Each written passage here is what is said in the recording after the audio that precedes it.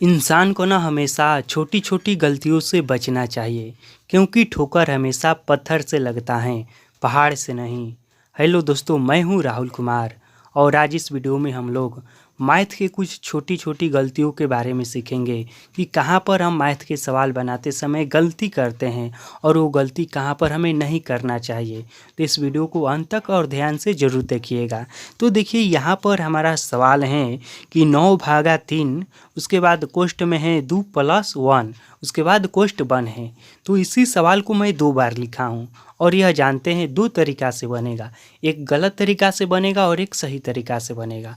तो देखिए, सामान्य लोग क्या करेंगे और इसको बनाने के लिए बोर्डमास के नियम का उपयोग लगेगा। तो उसको पहले मैं लिख देता हूँ ताकि आपको समझाने में आसानी होगी।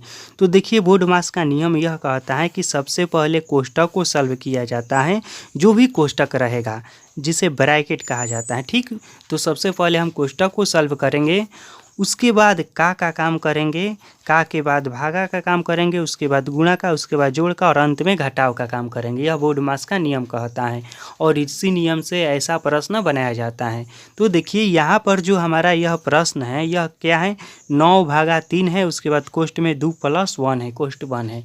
तो सबसे पहले हम कोष्ठक का काम करेंगे। तो क्या करेंगे, हम 9/3 ज्यों का त्यों लिख देंगे, उसके बाद इसको जोड़ देंगे तो 2+1 = 3 आएगा। इस तरह से कोष्ठक 1 हो जाएगा। अब फिर हम क्या करेंगे, देखिए यहाँ पर 9, फिर भागा, फिर देखिए कोष्ठक को सॉल्व करेंगे तो यह कोष्ठक को हटाएंगे तो क्या हो जाएगा, देखिए तो ज़रा यह तितरी का 9 हो जाएगा, होगा ना। देखिए, कोष्ठक है 2 संख्या के बीच में और कोई चिन्ह नहीं है, तो इसका मतलब होता है ना कि गुणा है इसके बीच में।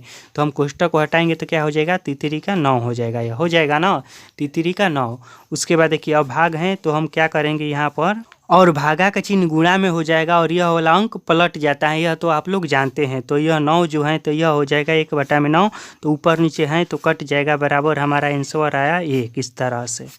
ठीक, तो क्या यह सही बना है या गलत बना है, जरा इस क्वेश्चन को भी एक बार देख लीजिए। पहले लोग इस तरह के प्रश्न को इसी तरह से बना देते थे और आज भी अधिकांश लोग इसी तरह से बना देंगे। इसमें देखने में आप बताइए कहाँ पर गलत लग रहा है।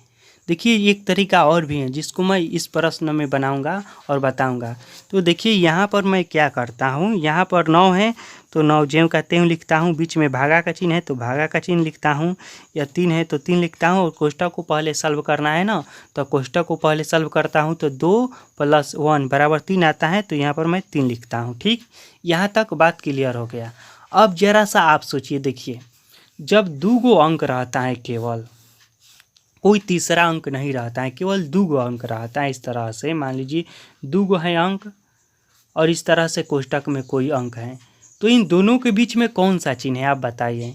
देखिए, इन दोनों के बीच में क्या है, गुणा का चिन्ह है। यदि इस तरह से रहता है, 2 अंक केवल रहता है, अधिक अंक रहता तो बात अलग रहता है, लेकिन यदि 2 केवल अंक रहता है तो उन दोनों के बीच में गुणा का चिन्ह होता है। जैसे और भी समझ लीजिए, मान लीजिए कि है क्या है, मान लेते हैं कि 5 हैं, कोष्ठक में 6 हैं, तो इन दोनों के भी बीच में क्या है, गुणा का चिन्ह है। हम क्या करेंगे, गुणा ही करेंगे, जोड़ेंगे नहीं भाग देंगे और नहीं घटाएंगे, क्या करेंगे, गुणा करेंगे।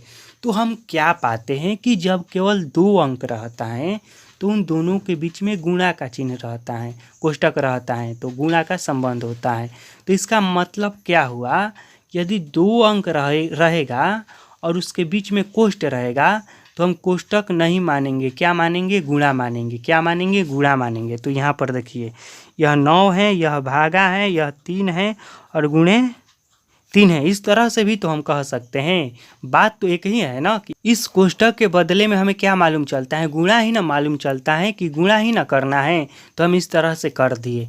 अब देखिए, बोर्डमास के नियम यह कहता है कि गुणा और भाग जब दोनों एक साथ रहेगा तो उसमें हम भाग को पहले करेंगे, क्या करेंगे, भाग को पहले करेंगे, गुणा का काम बाद में होगा। देखिए, यहाँ पर गुणा बाद में है, पहले भाग है, तो हम पहले अब भाग का काम करेंगे।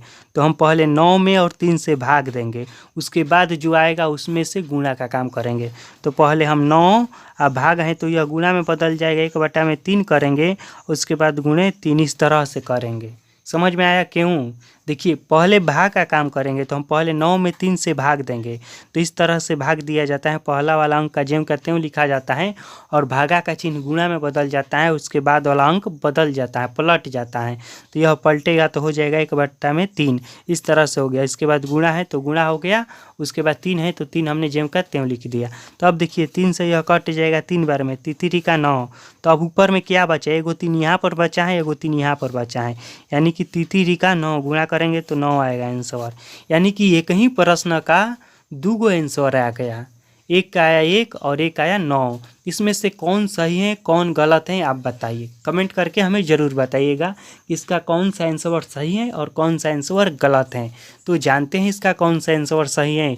इसका यह वाला आंसर सही है, जी हाँ, इसका राइट आंसर होगा 9। देखिए यहाँ पर यदि हम इस तरह से बनाते हैं तो यहाँ पर क्या मिस्टेक होता है, यहाँ पर समझिएगा। देखिए इस कोष्टक का कोई अलग मतलब नहीं निकलता है, इसका सिंपल ही मतलब रहता है कि गुणा है इन दोनों के बीच में। यदि इस कोष्टक का कोई अलग मतलब निकलता तब पहले हम कोष्टक को सॉल्व करते, लेकिन यहाँ पर इसका मतलब गुणा ही निकलता है। तो गुणा रहेगा और भाग रहेगा तो सबसे पहले भाग का काम किया जाता है।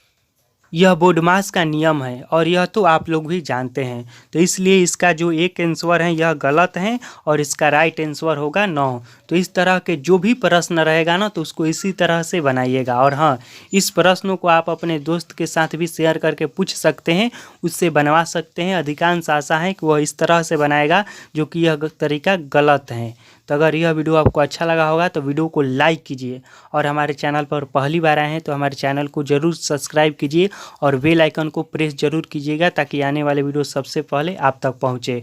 और हाँ, इस क्वेश्चन का जो आपका आंसर है, आपका जो राय है, वो हमें कमेंट के द्वारा ज़रूर बताइएगा।